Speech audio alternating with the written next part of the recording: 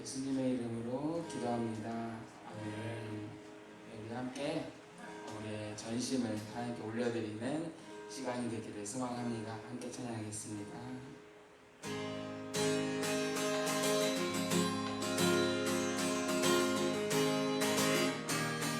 슬픈 마음 있는 사람, 슬픈 마음 있는 사람, 예수 이름 믿으며 영원토록 변함없는 기쁜 마음. 한 번 더. 슬픈 마음 있는 사람, 슬픈 마음 있는 사람, 예수 이름 믿으며 영원토록 변함없는 기쁜 마음 얻을 예수의 이름은, 예수의 이름은 세상의 소망이요, 예수의 이름은 천국의 기쁨이. 거룩하신 주의 이름, 거룩하신 주의 이름, 너의 방패 삼으라.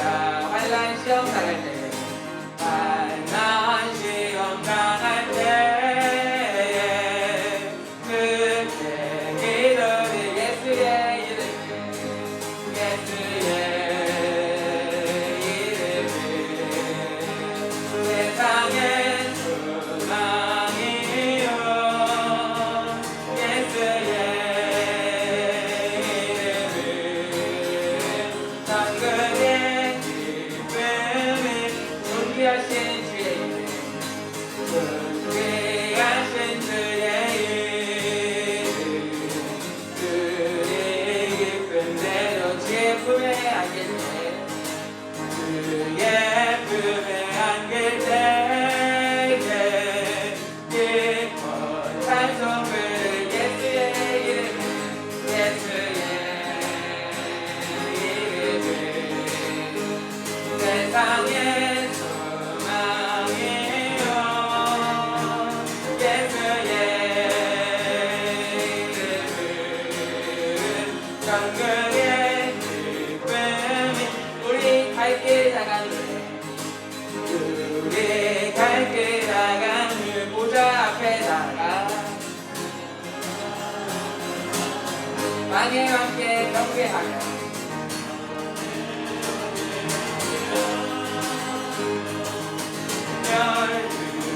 우리 다시 한 번 더. 우리 갈 길 나가는, 우리 갈 길 나가는 보좌 앞에 나 왕의 왕께 경배하며, 왕의 왕께 경배하며 멸류관을 드리리. 예수의 이름 세상의 소망이요, 예수의 이름은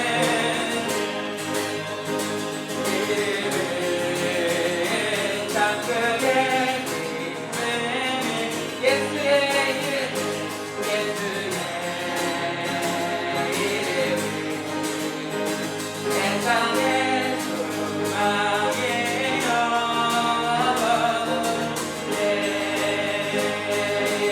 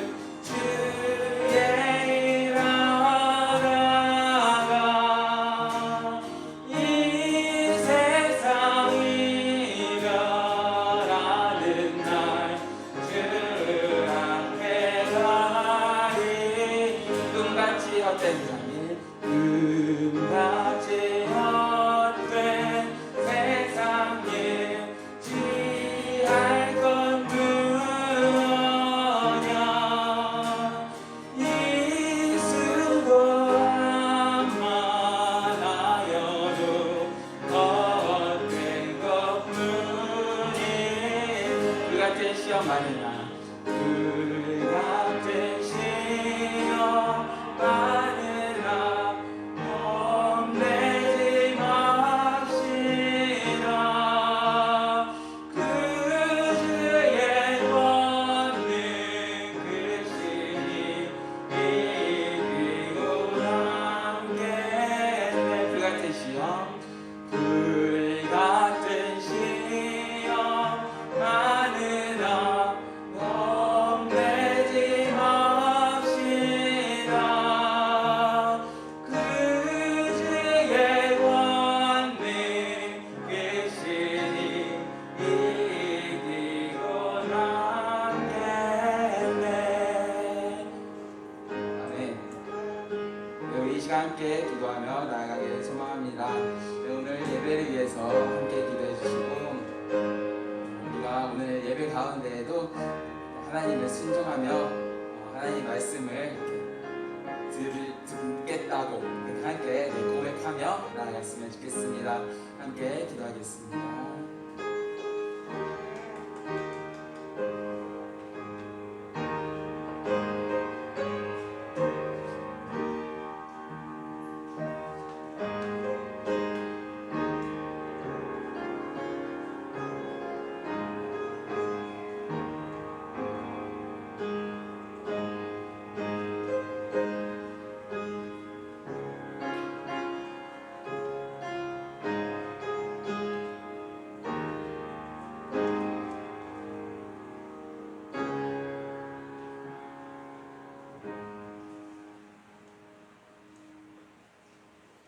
주님을 지나가라.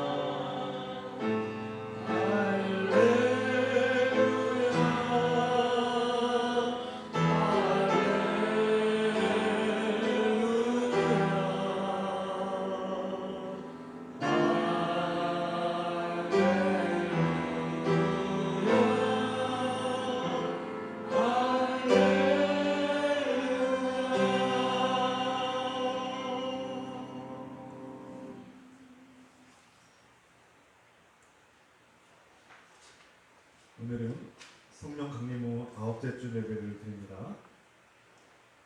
우리 주 예수 그리스도의 은혜와 하나님의 사랑과 성령의 기통하심이 여러분과 함께 하시기를 축복합니다. 주님께서 오늘과 함께 하심을 믿고 다 함께 예배드립시다. 다 같이 나는 내 죄를 주님께 아뢰며 내 잘못을 덮어두지 않고 털어놓습니다. 내가 주님께 거역한 나의 죄를 고백합니다. 그러므로 이제 그리스도 예수 안에 있는 자에게는 결코 정죄함이 없나니 이는 그리스도 예수 안에 있는 생명의 성령의 법이 죄와 사망의 법에서 너를 해방하였습니다. 이 말씀을 믿고 의지하여서 우리의 죄가 용서받았음을 선포합니다. 이 시간 우리의 죄를 용서하시는 주님의 은혜를 묵상하며 침묵으로 기도합시다.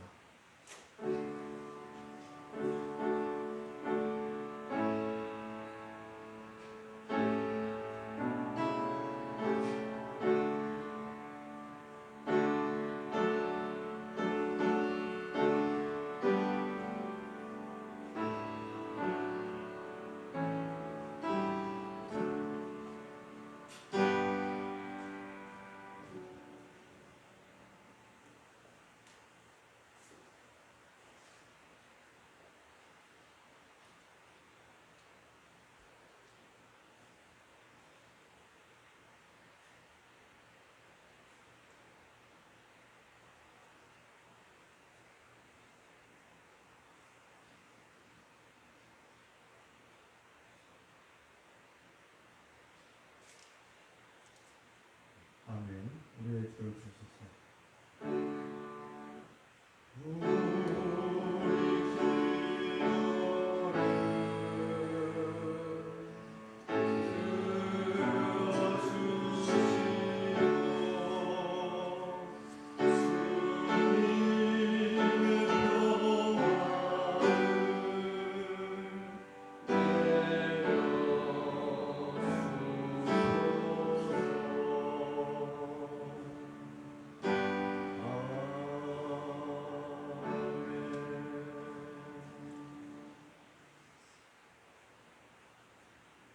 주의 기도를 함께 하겠습니다. 하늘에 계신 우리 아버지여, 이름이 거룩히 여김을 받으시오며 나라가 임하시오며 뜻이 하늘에서 이루어진 것 같이 땅에서도 이루어지이다.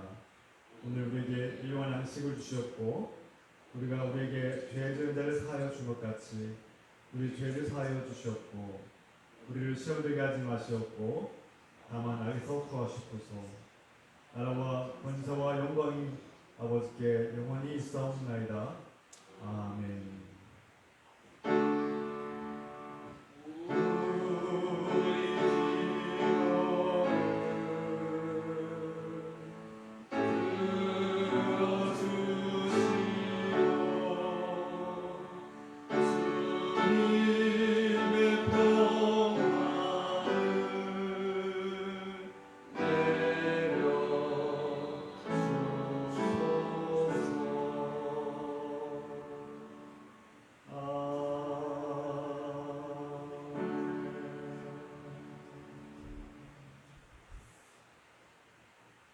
사도신경으로 신앙 고백드립니다. 전능하사 천지를 만드신 하나님 아버지를 내가 믿사오며 그 아들 우리 주 예수 그리스도를 믿사오니 이는 성령으로 잉태하사 동정녀 마리아에게 나시고 본디오 빌라도에게 고난을 받으사 십자가에 못 박혀 죽으시고 장사한 지 사흘 만에 죽은 자 가운데서 다시 살아나시며 하늘에 오르사 전능하신 하나님 우편에 앉아 계시다가 저로서 산자와 죽은 자를 심판하러 오시리라. 성령을 믿사오며 거룩한 공예와 성도가 세력한 것과 죄를 사하여 주신 것과 몸이 다시 산 것과 영원히 사는 것을 믿사옵나이다. 아멘.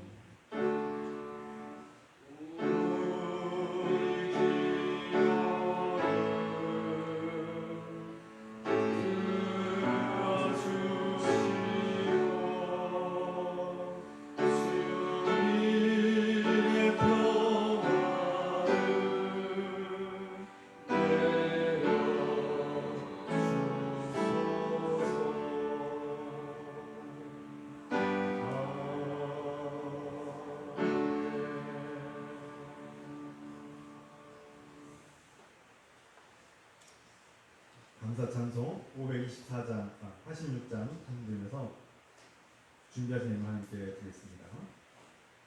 86장.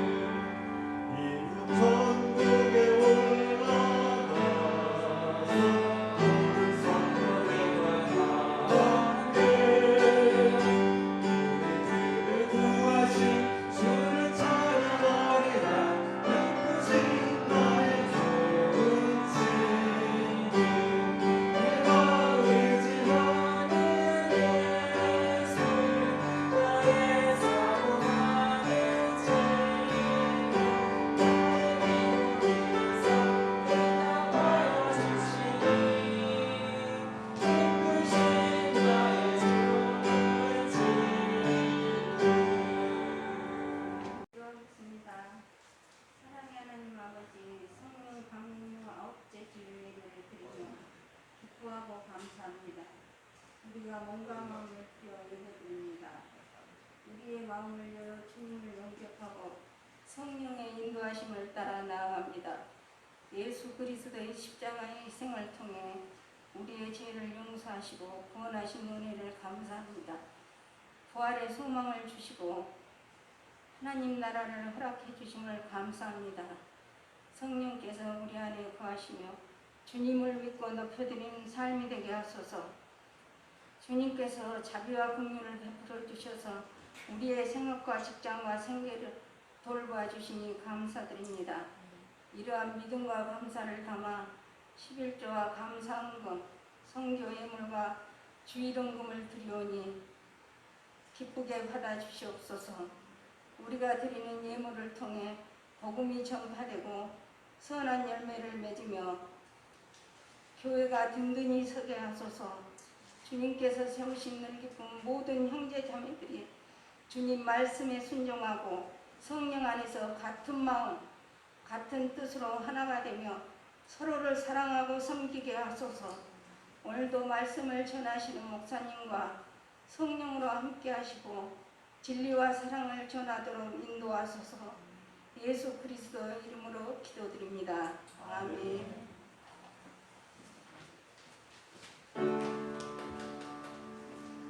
우리 기도를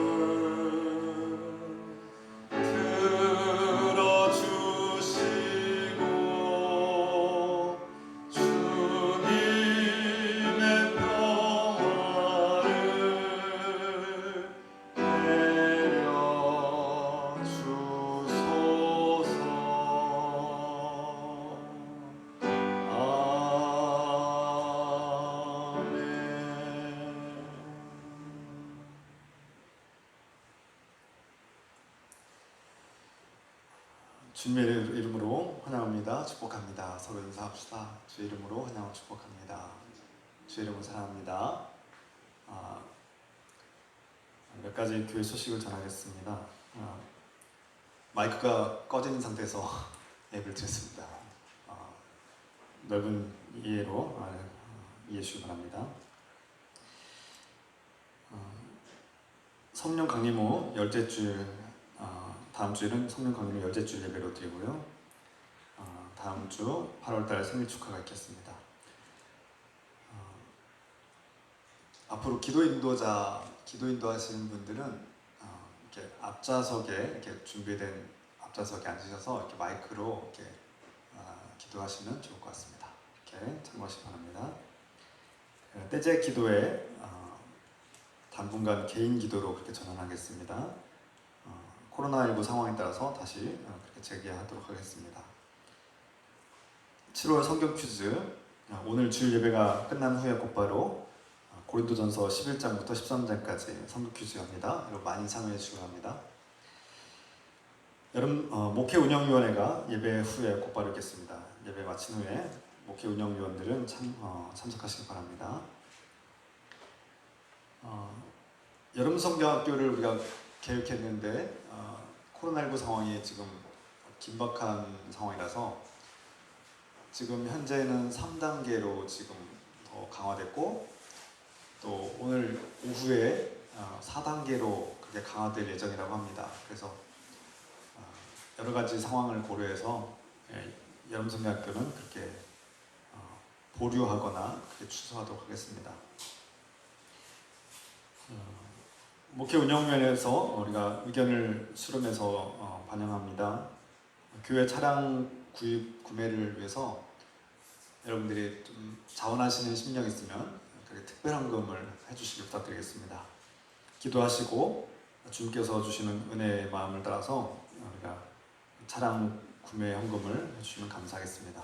또 이를 위해서 주께서 가장 좋은 길로 인도하시길 기도해 주시길 부탁드리겠습니다. 교우 소식을 전합니다. 군입대를 앞두고 있는 이민우 청년을 위해서 기도해 주시길 부탁드리겠습니다. 민우 형제가 이제 8월 첫째 주쯤에 이제 첫째 주나 둘째 주 사이에 이렇게 군입대를 합니다. 여러분 기억해 주시고 기도해 주시고 제가 주중에 또 만나서 이렇게 대화할 텐데 여러분도 많이 격려해 주시고 유료해 주시기 부탁드리겠습니다. 예배 방역 단계가 3단계 상황이 있고 또 내일부터는 4단계로 그렇게 조정될 가능성이 큽니다. 그래서 지금 우리가 더욱 경계하고 또 조심하고 방역 수칙을 잘 지켜내시길 부탁드리겠습니다. 혹시 여러분 중에 전화 소식 있으면 말씀해 주셨고요. 없으면 마치겠습니다. 이 시간 다 함께 일어서서 하나님의 말씀을 함께 읽습니다. 요한복음 16장 8절로부터 15절입니다. 하나님께서 우리에게 주시는 말씀 요한복음 16장 8절부터 15절까지 한 목소리로 같이 읽겠습니다. 그가 와서 죄에 대하여 의에 대하여 심판에 대하여 세상을 책망하시리라. 죄에 대하여라 함은 그들이 나를 믿지 아니하며 의에 대하여라 함은 내가 아버지께로 가니 너희가 다시 나를 보지 못하며 심판에 대하여라 함은 이 세상 임금이 심판을 받았습니다. 내가 아직도 너희에게 이를 것이 많으나 지금은 너희가 감당하지 못하리라. 그러나 진리의 성령이 오시면 그가 너희를 모든 진리 가운데로 인도하시리니 그가 스스로 말하지 않고 오직 들은 것을 말하며 장래를 너희에게 알리시리라. 그가 내 영광을 나타내리니 내 것을 가지고 너희에게 알리겠습니다. 무릇 아버지께 있는 것은 다 내 것이라. 그러므로 내가 말하기를 그가 내 것을 가지고 너희에게 알리시리라 하였노라. 아멘. 자리 앉으시기 바랍니다.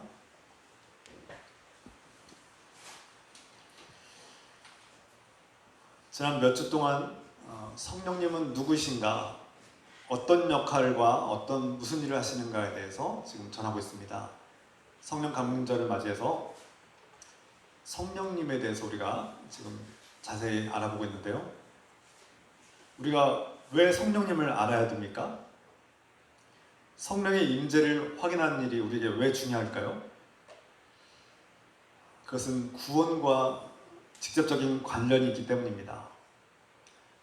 우리가 무엇으로 구원받습니까?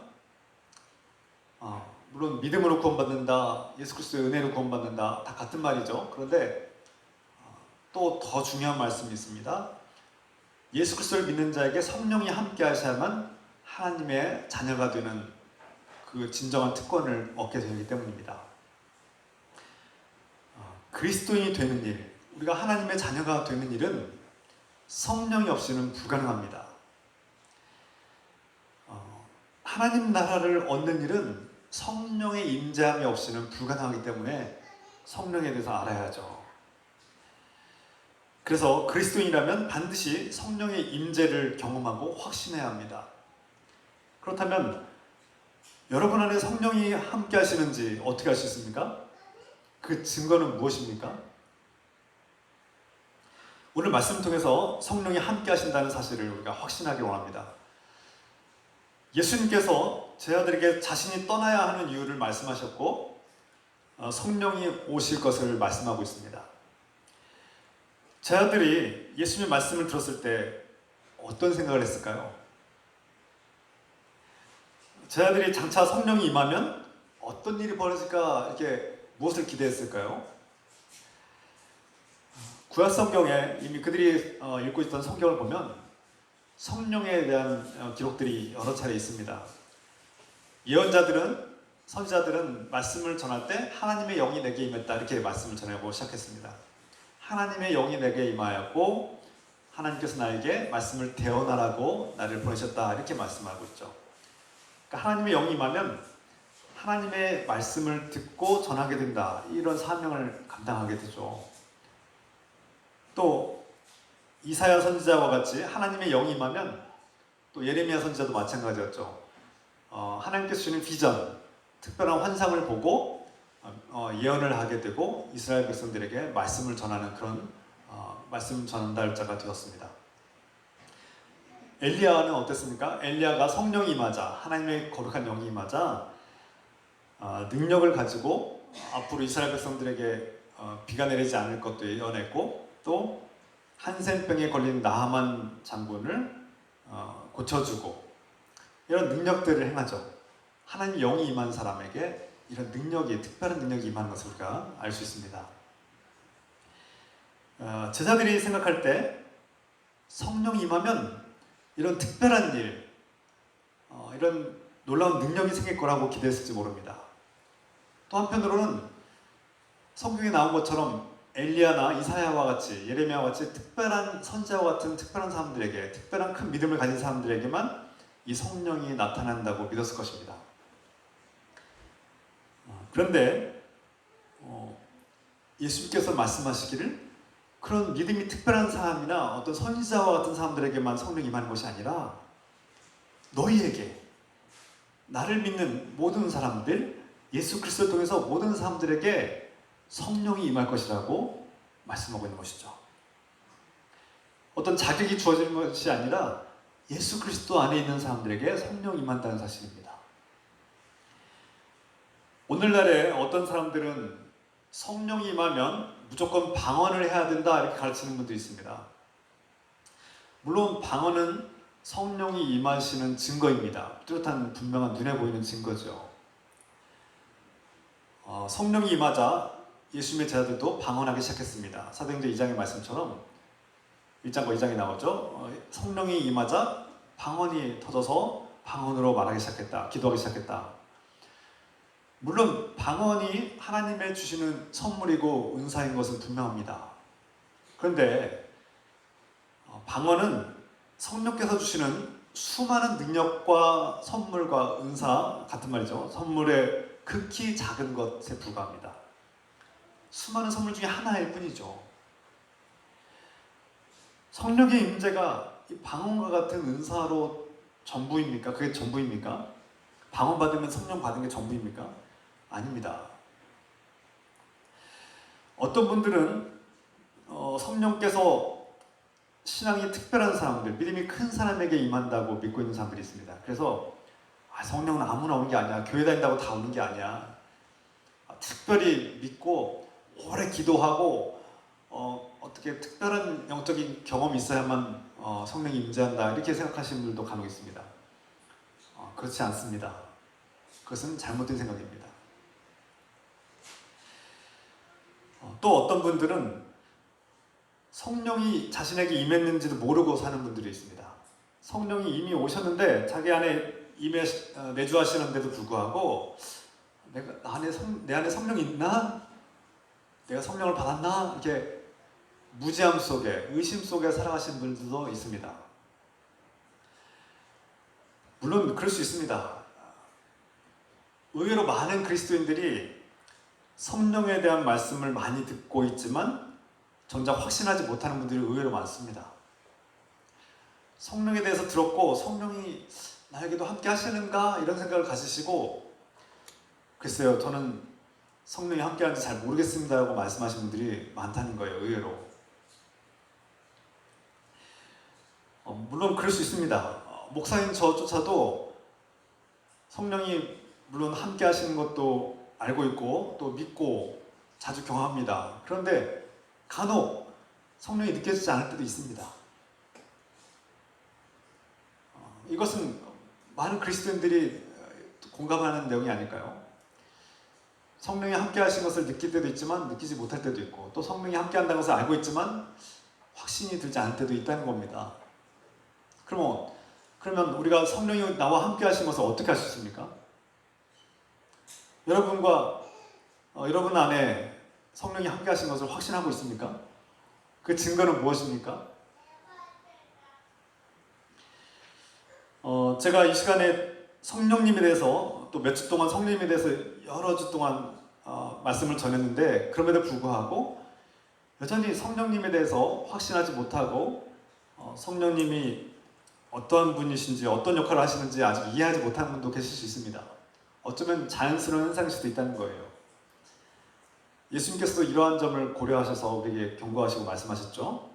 요한복음 3장 8절부터 9절까지의 말씀입니다. 바람은 불고 싶은 대로 분다.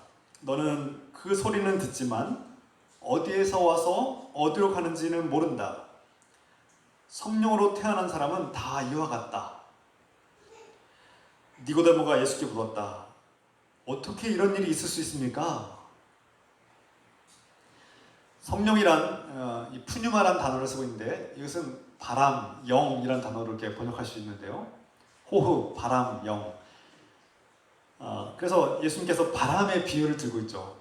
바람이 어디서 와서 어디로 불고 어떻게 지나가는지 우리가 정확하게 알 수 없듯이, 그의 출발점과 목적지를 알 수 없는 것처럼, 우리가 눈에 보이지 않는 바람을 이해할 수 없는 것처럼 성령께서도 눈에 보이지 않게 우리에게 오시고 우리 안에 임재하신 것을 우리가 잘 이해하지 못할 수도 있습니다. 그래서 예수님께서 율법학자 니고데모에게 바람이 어디에서 시작되었고 그 목적지가 어딘지, 어디서 와서 어디로 가는지 정확히 우리가 알려줄 수 없는 것처럼, 사람은 성령께서 임하는 것을 듣긴 듣지만, 설명을 듣긴 하지만 제대로 이해하지 못할 것이다, 이렇게 말씀하고 있죠. 니고데모도 율법학자임에도 불구하고 어떻게 그런 일이 생길 수 있습니까? 이렇게 묻죠. 이것이 설명한다고 해서 되는 일이 아닐 수 있습니다. 말씀을 듣긴 하지만 이해하지 못하는 경우가 더 많을 수 있습니다. 여러분들은 어떻습니까? 제대로 이해하고 있습니까? 성령께서 임하고 성령으로 다시 태어나는 사람을 어떻게 말로 설명하고 표현하기가 어렵다는 거예요. 우리가 이해하기 어려운 하나님의 영적 세계를 우리가 지금 듣고 있는데요. 그래서 예수님께서 오늘 본문 말씀 12절에도, 요한복음 16장 12절 말씀에도 아직도 나는 할 말이 많지만 지금은 너희가 그 말을 알아들 수 없을 것이다, 이렇게 말씀하셨습니다. 내가 더 설명하고 더 해야 될 말이 많지만 너희가 지금의 영적 상태에서는 너희가 이 말을 다 충분히 알아듣지 못하고 이해하지 못할 것이다, 이런 말씀이죠. 니고데뿐 아니라 예수님의 제자들 역시 성령이 어떻게 임하고 어떻게 무슨 일을 하시는지 정확히 이해하지 못했다는 겁니다. 물론 나중에 성령이 임하셔서 방언도 하고 성령의 능력으로 복음을 증거하고 하나님께 주신 용기와 인내심을 가지고 고난과 핍박과 박해를 이겨내는 그런 놀라운 사역들을 감당하게 되죠.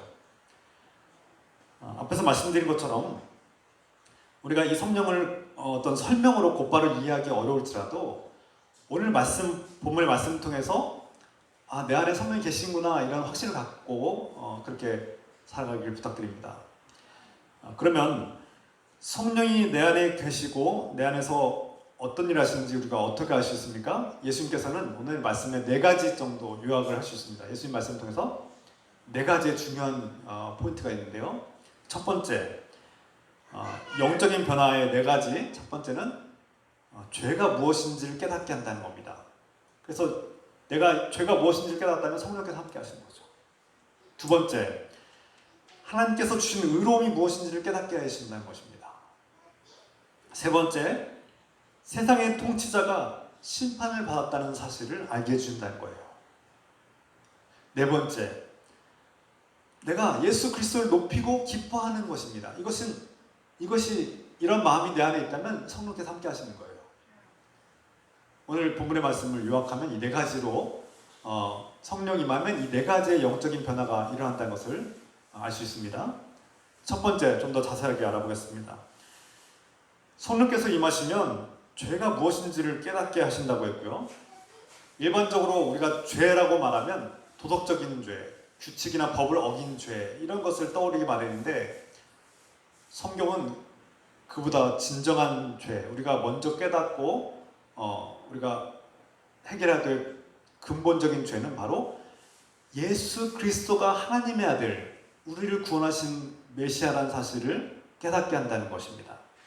그래서 진짜 죄는 예수 그리스도를 믿지 않는 죄, 예수 그리스도를 거부하는 죄, 이것이 진정한 죄라고 우리에게 말씀하고 있습니다.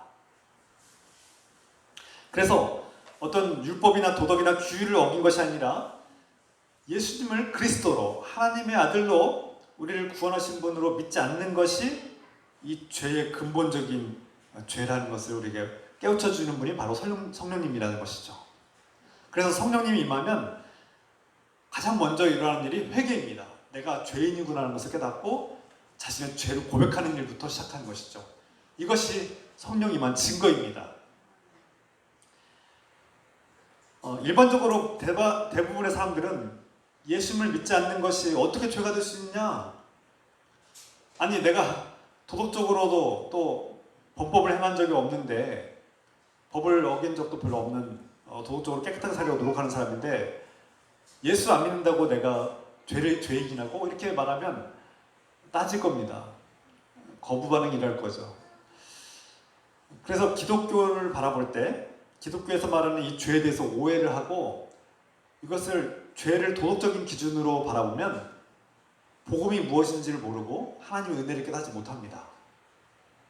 만약 지금도 여러분 중에 자신이 과거에 지은 어떤 잘못과 죄 때문에 여전히 그 죄책감에 시달리고 고통스러워하고 괴로워하고 그 죄책감에 자신이 얽매여 있다면 아직도 하나님의 은혜를 알지 못한다고 할 수 있습니다. 왜 그렇습니까? 예수 그리스도를 믿고 그분이 나의 죄를 대신해서 내가 짊어져야 될 죄를 십자가에서 대신 짊어지신 것을 믿는다면, 그래서 믿는 자에게 임하신 성령께서 그것을 깨닫게 하신다면 내가 그 죄로부터 자유함을 얻었다는 사실을 믿어야 합니다. 그래서 그 죄책감으로부터 자유함을 얻어야 합니다. 이러한 은혜가, 이러한 평화가 우리 안에 있어야만 내가 하나님 은혜를 받았고 성령께서 내 안에 함께 하신구나 라는 것을 깨닫게 되는 것이죠. 이런 깨달음, 이런 믿음이 있다면 여러분 안에 성령이 함께 하시는 증거를 가진 것입니다. 성령님은 예수님을 믿지 않고 거부한 것이 죄라는 것을 깨우쳐 주시는 분입니다. 다른 죄를 묻는 것이 아니라, 물론 우리의 잘못과 잘못된 행실과 과거의 죄도 묻긴 하지만 가장 먼저 이 하나님과 예수님 그리스도와의 관계를 회복시키는 분이 바로 성령님이 하시는 일이라는 것이죠. 예수님을 믿지 않는 것은 곧 예수님을 보내신 하나님을 믿지 않는 것이고 그분을 거부하는 것이기 때문에 근본적인 죄라고 말씀하고 있습니다. 예수님은 아버지 하나님과 자신을 동일시하고 있고 같은 한 분이라고 말씀하고 있습니다. 그래서 하나님께서 예수님을 통해서 우리 인류를 사랑하시고 구원하신 이 하나님의 은혜라는 것이 죄라는 것입니다. 하나님께서 예수 그리스도를 내어주셔서 죽기까지 내어주신 그 이유와 목적은 무엇입니까? 바로 저와 여러분들을 사랑하기 때문에, 저와 여러분들을 구원하기 위해서 그 사랑하는 외아들 예수 그리스도를 아낌없이 내어주신 것입니다. 결론적으로 진정한 죄, 우리가 해결해야 될 근본적인 죄는 하나님과의 관계, 예수 그리스도의 관계를 회복하는 것이 가장 관건이라는 것을 우리가 알려주고 있고, 이 하나님을 거부한 죄, 예수 그리스도를 거부한 것이야말로 진정한 죄라는 사실을 깨닫는 것이 가장 우리에게 성령께서 가장 먼저 하시는 일이라는 것이죠. 자신을 창조한 주님을 부인하는 일이야말로 진정한 죄입니다. 자신이 누구인지도 모르고 삶의 목적과 의미가 무엇인지도 모른 채 자신의 안일함과 성공과 평안만을 위해서 살아가는 것이 죄가 되는 것이죠. 그러므로 성령이 오시면 가장 먼저 일어나는 현상, 영적인 변화가 하나님을 거부한 죄, 예수 그리스도를 믿지 않은 죄가 우리에게 깨우쳐지고 그것을 고백하고 회개하는 일이 가장 먼저 일어나는 영적인 변화입니다. 여러분 안에 이런 변화가 있다면 성령이 함께 하신 줄 믿으시고 확신을 갖기를 소망합니다. 이것은 성령이 임한 첫 번째 증거이고 또 어떠한 방언보다 훨씬 더 강력한 증거입니다. 방언 못해도 성령이 함께 하셨습니다. 나는 방언도 못하는데 성령이 함께 하실까? 여러분 그럼 염려하지 마십시오. 방언은 성령이 주시는 능력과 은사 중에 극히 작은 하나의 일부분일 뿐입니다. 여러분에게 이런 죄를 깨닫게 하시는 예수 그리스도의 관계를 회복시키는 깨우침이 있다면 성령이 임명하시는 확실한 증거인 줄 믿으시길 바랍니다. 두 번째, 하나님께서 주신 의로움이 무엇인지를 깨닫게 하신다고 했습니다. 그렇다면 우리가 죄로부터 해방되고 속죄해야 되면, 곧 의로움을 얻으려면 어떻게 해야 됩니까? 거의 많은 사람들이 과거의 죄를 무마하기 위해서 착한 일을 찾아 나서기도 하고 다양한 종교를 의지하기도 하고 또 스스로 고행을 하기도 하고 어떤 사람들은 이데올로기를 추구하며 살기도 합니다. 이런 것들이 자신을 구원해 줄 거라고 믿는 것이죠. 그것은 또 다른 우상이고 또 다른 종교입니다. 그러나 이 죄로부터 진정한 자유를 얻고 의로움을 얻는 일은 자신을 창조한, 우리를 창조하신 하나님과의 관계에서 해결되어야만 하는 일입니다. 하나님께서 우리를 의롭다 해야만 우리가 진정 의로움을 얻을 수 있는 것입니다. 내 노력으로 얻어진 것이 아닙니다. 하나님께서 인정하시는 의로움을 얻으려면 하나님께서 우리를 죄에서 구원하기 위해서 예수 그리스도를 보내주셨다는 사실을 깨닫고 믿는 것입니다. 이것으로부터 시작해야 합니다. 성령님은 우리의 율법적 수행 또는 도덕적 행위나 어떤 노력, 우리의 어떤 고상함, 고행이나 어떤 이상적인 이념을 통해서 이 죄 문제를 해결할 수 없다는 사실을 깨우쳐 주시는 분입니다. 그래서 성령님은 너의 그런 노력도 필요하지만 그것으로 죄의 문제가 해결되지 않아. 너의 그 근본적인 죄의 문제는 너의 노력으로는 이길 수 없는 거야. 죄와 죽음의 권세는 너의 인간적인 힘으로 이길 수 없는 거야 라고 우리에게 깨우쳐 주신 분입니다. 그럼 어떻게 해야 됩니까? 성령님께서는 우리에게 깨우쳐 주시기를 오직 성령께서 오직 하나님의 은혜를 통해서, 오직 예수 그리스도의 십자가의 은혜를 통해서 이 죄의 문제가 해결되고 우리가 죄에서 해방되어 자유를 얻을 수 있다는 것을 분명하게 가르쳐 주십니다. 하나님의 은혜란 하나님의 아들 예수 그리스도를 통해서 우리가 이미 죄로부터 해방되었고 하나님 앞에 의롭다함을 값없이 조건 없이 받았음을 믿도록 깨우쳐 주시는 그런 일을 우리에게 하시는 것이죠. 그래서 예수 그리스도를 믿는 분들은 성령의 도움을 받은 겁니다. 성령의 도움 없이는 우리가 예수 그리스도를 믿기 어려워요. 인간적인 지성의 한계와 연약함 때문에 우리가 성경의 말씀들과 예수 그리스도의 행적을, 예수 그리스도의 십자가가 나와 무슨 상관이 있지? 예수 그리스도가 십자가에서 죽으신 사건이 나의 구원과 무슨 상관이 있지? 이해할 수 없습니다. 인간의 논리와 이성으로는 이해할 수 없는 한계가 있습니다. 그런데 성령께서 우리 안에 임재하시면, 믿는 자에게 오시는 성령께서 우리를 깨우쳐 주시기를, 그 십자가의 예수 그리스도가 십자가에서 피를 흘리신 그 사건이 우리의 죄의 문제를 해결해 주셨다는 사실을 깨닫게 하신 것이죠. 이러한 깨달음이 있다면 여러분은 성령이 함께 하신다는 증거를 가지신 분들입니다. 이것이 두 번째 증거입니다. 세 번째, 성령이 우리와 함께 한다는 세 번째 증거는 세상의 통치자, 세상의 권력자가 심판을 받았다는 사실을 깨닫게 한다는 것입니다. 무슨 뜻입니까? 사탄 마귀는 자신이 이 세상을 지배하는 주인이라고 우리에게 속입니다. 거짓말을 하죠. 사탄 마귀는 자신이 세상의 모든 것을 소유하고 내가 힘과 권력과 이 모든 부를 내가 마음대로 권한을 가지고 조종할 수 있는 권세가 있다고 우리를 속입니다.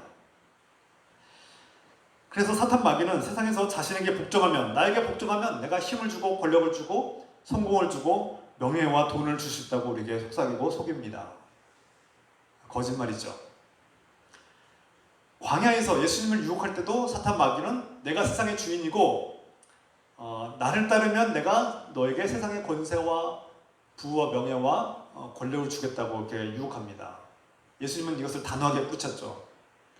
왜냐하면 이 세상의 진정한 주인은 하나님 아버지, 만물의 주인은 하나님이신 것을 알기 때문에 사탄이 내 마음대로 이 세상을 조종하고 움직이고 내가 주관한다고 말했을 때 그것을 단호하게 거부한 것입니다.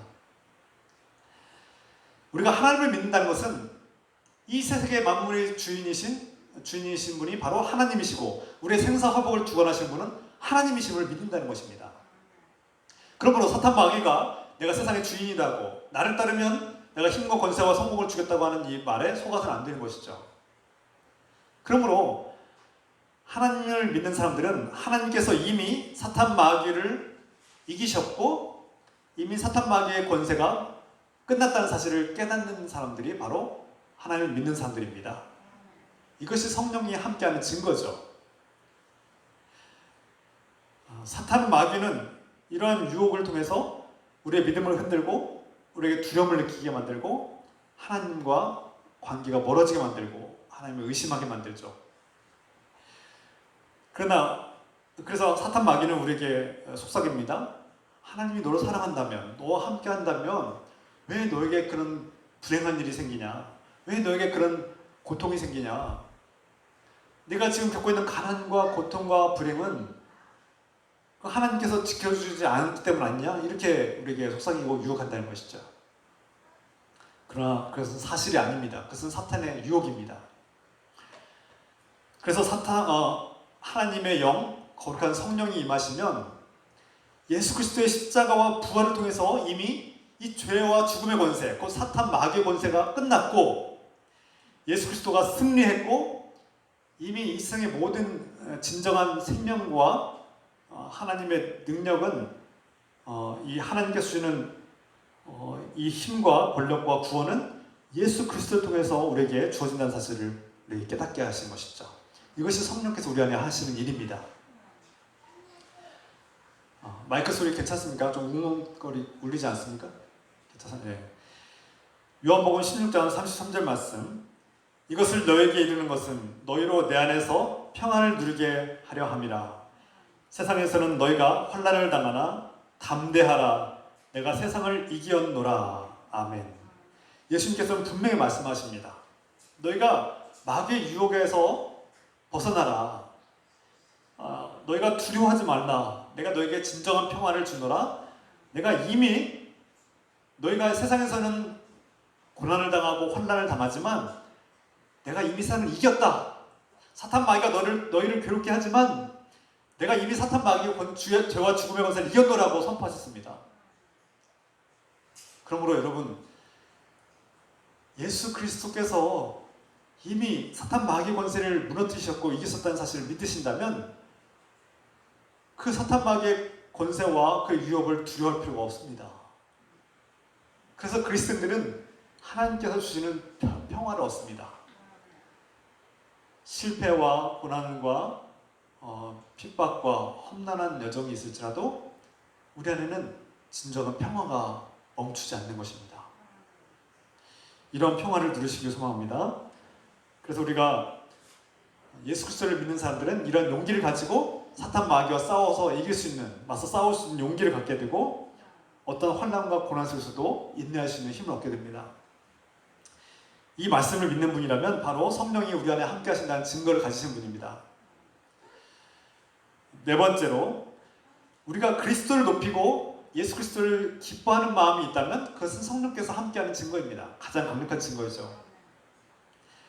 성령이 오시면 완전한 진리를 깨닫게 하십니다. 우리가 부분적으로 알고 있던 막연하게 희미하게 알고 있던 그런 진리를 성령께서 완전하게 온전하게 깨닫게 해주십니다. 앞에서 말씀드린 세 가지, 죄를 깨닫게 하시고 무엇이 죄인지 분별하게 하시고 또 우리가 무엇으로 구원받는지, 하나님의 의롭다함을 어떻게 받는지를 분명히 가르쳐 주시고 또 세 번째로 이미 세상의 통치자 사탄 마귀의 권세를 무너뜨리시고 이기셨다는 사실을 깨닫게 만듭니다. 이것이 성령께서 하시는 일이고, 끝으로 성령께서 우리와 함께 하시는 가장 강력한 증거는 예수 그리스도를 높여드리는 일, 그 일을 하는 사람들은 성령께서 함께 하시는 사람들입니다. 성령이 함께 하시는 증거로서 그 중에서도 한 가지는 자기 생각이 아니라 주님께서 나에게 하신 말씀, 내가 들은 말씀을 전하는 것입니다. 복음을 전하려는 마음이 있다면 성령이 함께하는 증거입니다. 요한복음 16장 13절 말씀, 오늘 본문의 말씀입니다. 진리의 성령이 오시면 너희를 이끌어 진리를 온전히 깨닫게 하여 주실 것이다. 그분은 자기 생각대로 말씀하시지 않고 들은 대로 일러주실 것이며 앞으로 다가올 일들도 알려주실 것이다. 14절, 또 그분은 나에게서 들은 것을 너희에게 전하여 나를 영광스럽게 하실 것이다. 두 가지 말씀이죠. 성령이 임하시면 진리를 깨닫게 되고 그 진리의 말씀, 복음을 전할 수 있는 그런 용기가 생기게 됩니다. 그리고 그 말씀을 듣고 주님을 높여드리게 됩니다. 성령이 함께 하시는 증거는 들은 것을 전하는 데 있습니다. 복음을 듣고 전하고 싶은 마음이 있다면 다른 영혼들을 불쌍히 여기고 그들을 구원하려고 하는 마음, 그래서 복음을 증거하고 싶은 마음이 여러분 안에 있다면 성령께서 함께하는 증거죠. 여러분 안에 이런 마음이 있습니까? 복음을 전하고 싶은 마음이 있어요? 나에게 진정한 평화를 주고 인생의 진정한 목적과 의미를 깨닫게 하시고 나에게 진정한 죄로부터의 자유함을 주시고 내가 진정 영원히 살 수 있는 행복과 생명과 이 자유를 얻게 하시는 그 진리의 복음을 전하고 싶은 마음이 있다면 여러분 안에 성령이 함께 하시는 것입니다. 또한 말씀을 전하는 자는 성령의 인도하심을 따라서 전해야 되는데 그렇지 않고 자기 생각, 자기 이념, 자기 욕심에 따라서 이 말씀을 전하려고 한다면 그것은 자기 자신을 높이기 위한 행위가 됩니다. 주님께로부터 들은 말씀을 전하는 전달자가 아니라 자기를 높이고 주님의 말씀을 이용하는 사람이 되는 것이죠. 이것은 설교자인 저 자신에게 가장 먼저 가장 조심스럽게 돌아봐야 될 문제입니다. 설교자들 중에 설교자가 가장 취약하고 가장 많이 받는 유혹 중에 한 가지가 바로 이겁니다. 하나님께서 주신 말씀, 성령께서 들려주신 말씀을 전하는 것이 아니라 자기 생각을 전하려고 하는 유혹, 자기 이상과 자기 욕심, 자기 이념을 전하려고 하는 이 유혹에서 항상 경계해야 됩니다. 설교자뿐만 아니라 나아가서 복음을 증거하고 예수 그리스도를 증거하는 사람들 중에 많은 사람들이 이런 유혹에 노출됩니다. 그래서 우리가 진정한 설교자, 진정한 말씀을, 하나님의 말씀을 분별하려면 무엇보다 우리가 영적으로 분별할 기준은 무엇이냐? 그것은 한 가지입니다. 말씀을 전할 때 그 설교자, 말씀을 전하는 자가 자신을 높이려고 하느냐, 아니면 주님을 높이려고 하느냐, 그 궁극적인 목적이 어디 있느냐를 보면은 금방 구분할 수 있습니다. 우리가 이단들을 구분한 이유는 쉽습니다. 예수 그리스도를 높여드리고 그분을 진정으로 사랑하는 사람의 그런 설교냐, 그런 말씀이냐, 아니면 자기 자신을 높이고 자기 욕심을 채우고 자기의 이상을 펼치려고 하느냐, 거기에 미묘한 차이가 있다는 것입니다. 그러나 이 미묘한 숨겨진 차이는 근본적으로 완전히 다른 결과를 가져오죠. 그래서 우리가 성령의 인자하심을 통해서 내가 하나님께로부터 들은 말씀, 주님의 말씀을 전해야 되는데 자기 생각과 자기 욕심과 자기의 이상을 펼치려고 말씀을 전한다면 그것은 자기를 높이려는 또 다른 이단, 하나님을 거짓 교사, 거짓 선지자라고 할 수 있습니다. 우리가 이런 것을 분별할 줄 아는 성령의 도움을 받아서 무엇이 진정한 말씀인지, 우리가 무엇을 경계해야 될지, 분별해야 될지를 깨닫는 그런 성숙한 그리스도인 되게 소망합니다. 여러분, 성령께서 함께 하시면 우리가 들을 때 자신을 높이고 어떤 또 다른 목적, 그런 자신의 교주를 높이고 교주와 교세를 확장하기 위한 그런 숨겨진 목적과 의도가 있는지, 아니면 진정으로 주님을 사랑하고 예수 그리스도를 높이려는지를 우리가 분별할 줄 아는 그런 영적 분별력이 생길 줄 믿습니다. 이런 분별력을 가지고 성숙하게 살아가기를 부탁드립니다. 끝으로 성령이 임하면 앞으로 일어날 일을 알려주신다, 이렇게 말씀하고 있죠. 14절 말씀이죠. 또 그분은 나에게서 들은 것을 너희에게 전하여 나를 영광스럽게 하실 것이다. 또 그 13절 말씀 하반절에 앞으로 다가올 일들도 알려주실 것이다, 이렇게 말씀하고 있어요. 성령이 임하면 앞으로 일어날 일을 알려주신다는 건데 무슨 뜻입니까?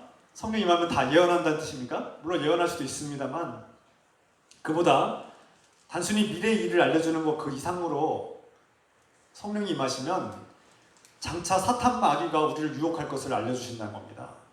우리에게 어떤 고난과 유혹과 협박과 핍박이 올 수 있다는 것을 미리 알려주신다는 겁니다. 그래서 예수님께서 제자들에게 너희에게 앞으로 고난과 핍박이 다가올 텐데 그것을 두려워하지 말아라, 담대하게 맞서서 이겨내라고 말씀하신 것과 같은 것입니다. 성령이 임하면 내가 예수 그리스도 이름 때문에 앞으로 고난을 당하고 경제적인 손실을 얻기도 하고 누군가부터 미움을 받기도 할 것이다, 이것을 각오하라는 뜻입니다. 그리고 시험에 들지 말고 담대하게 이겨내라는 말씀이죠.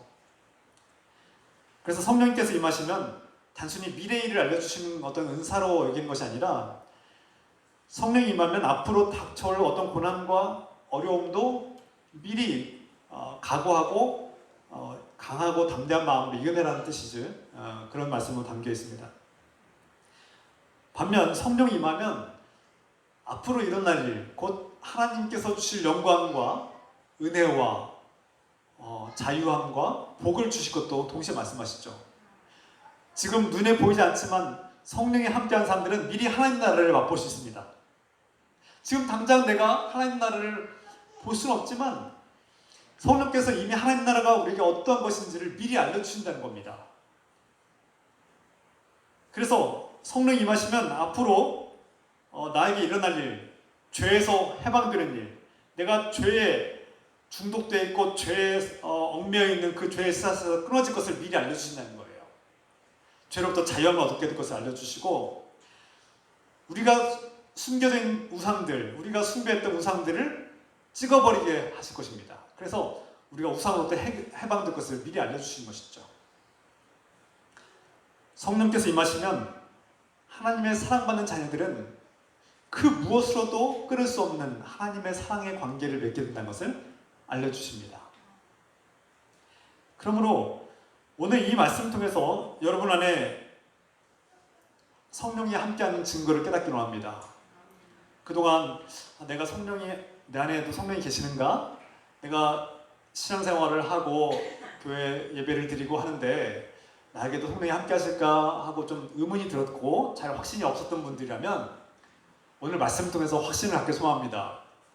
첫 번째, 성령께서 임재하시는 증거는 죄가 무엇인지를 깨닫는 것입니다. 그래서 내가 과거에 지은 도덕적인 죄뿐만 아니라 예수를 거부한 것이, 하나님을 거부한 것이 진정한 죄였음을 깨닫게 되는 것이죠. 이런 깨달음이 있다면 성령께서 함께 하신다는 증거입니다.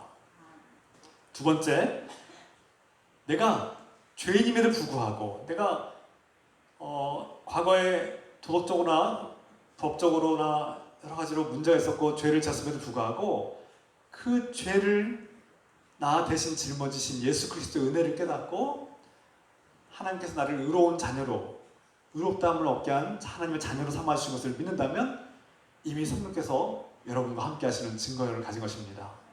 세 번째로, 그러므로 예수 그리스도를 믿는 사람에겐 더 이상 사탄 마귀가 어떤 권세와 영향력도 끼칠 수 없다는 것을 깨달은 사람, 그래서 사탄 마귀의 유혹과 협박과 어떤 유혹과 고난과 핍박을 두려워하지 않는 마음이 있다면 이것은 성령께서 함께하는 증거입니다.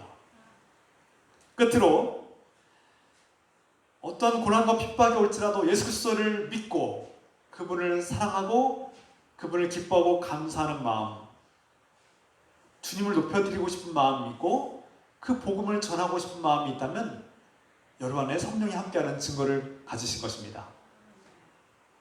이러한 증거가 한 가지라도 있다면 여러분 안에 성령 함께 하시는 줄 믿고 확신을 가지시고 살아가시길 부탁드립니다.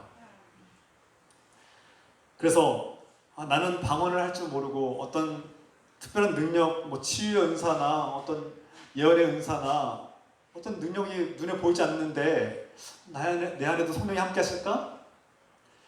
어떤 신비한 경험이나 음성을 듣거나 환상을 보거나 어떤 기적을 체험한 적도 없는데 성령이 나와 함께 하실까? 이런 의문을 가지시고 내 안에 성령이 계신지 모르고 사셨던 분들이 계신다면 오늘 이 말씀을 통해서 성령이 예수 그리스도 안에서 예수 그리스도를 믿는 사람에게 함께한다는 사실을 믿고 확신을 가지고 살아가기를 부탁드립니다. 그래서 내가 예수 그리스도를 기뻐하고 그분께 감사하는 마음을 가지고 있다면 이미 성령께서 함께 하시고 있음을 깨닫고 그분을 높여드리는 그런 성숙한 그리스도인으로 살아가시길 부탁드립니다. 그러므로 오늘 이 말씀을 통해서 저 여러분 가운데 성령께서 함께 하시는 것을 믿고 성령의 인도하심을 따라 진리와 자유의 길, 영원한 생명의 길로 나아가시는 저 여러분 되시기를 우리 주 예수 그리스도의 이름으로 축원합니다. 이제 찬양합시다. 주의 말씀 삶의 등불이요 우리 앞길에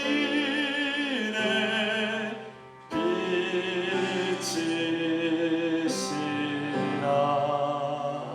다시 한번 합시다. 주의 말씀 삶의 등불이요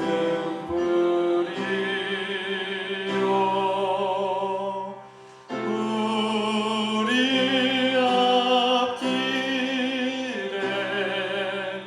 빛이시라.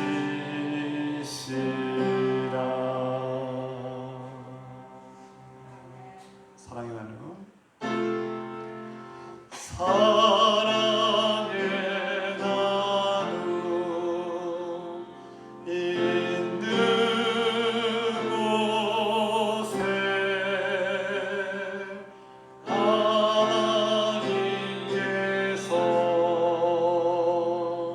계시도다.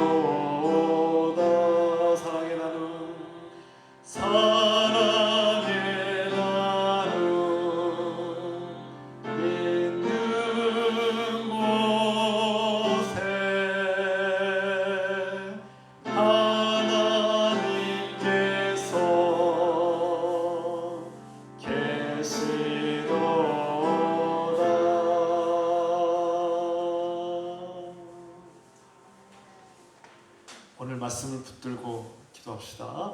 우리 통성으로 함께 기도합시다.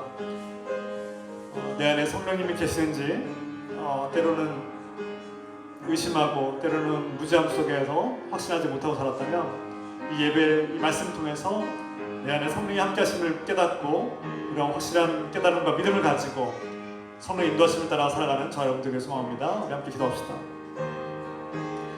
주여, 오늘 이 말씀 우리가 듣고 깨닫게 하시옵소서. 이 말씀을 통해서 우리가 성령이 함께 하시는 것을 깨닫고 내 안에 계신 성령님을 확실히 경험하고 느끼고 성령의 인도하심을 따라서 우리가 죄로부터 해방되었고 자유를 얻었음을 깨닫고 소망을 가지고 기뻐하며 감사하며 살게 하옵소서. 우리 안에 하나님을 향한 뜨거운 사랑, 예수 그리스도를 향한 뜨거운 사랑에 얻게 하시고 주님을 높여드리고 주님을 기뻐하며 주님께 감사드리는 마음으로 나아가게 하옵소서. 이것이야말로 성령께서 우리와 함께 하시는 가장 강력한 증거임을 깨닫게 하시옵소서. 주님, 우리 성도들 한 사람도 빠짐없이 예수 그리스도의 영 성령께서 임재하시고 그 생각과 마음을 변화시켜 주시고 삶을 변화시켜 주시고 그 말과 행동이 변화되게 하시며 우리 삶이 변화되고 영적인 변화가 일어나게 하여 주시옵소서. 사랑하는 아버지, 우리 침체된 마음들, 우리 의심하는 마음들, 연약해진 믿음을 주께서 굳건하게 세워주시고 분명한 확신을 가지고 성령의 인도하심과 성령 충만함 가운데 확신을 가지고 하나님을 예배하며 경배하며 하나님을 영원롭게 하는 주님의 사람들로 살게 부족한 것도 도와주셔서 오 하나님 아버지, 우리 늘 기쁜 성도들과 함께 동행해 주시고 성령 충만함으로 거듭난 삶, 변화된 삶 되게 하여 주십소서. 우리를 새롭게 하시고 변화시키시는 예수 그리스도의 이름으로 사랑에 감사드리며 기도합니다. 아멘.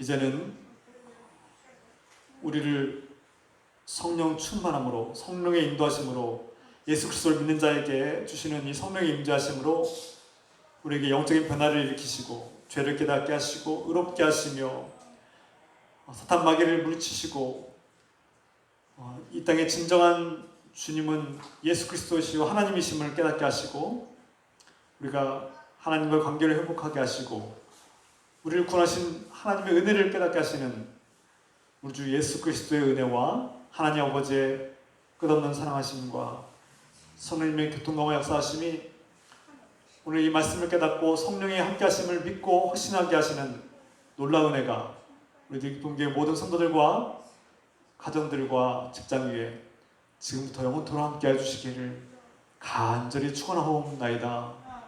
아멘.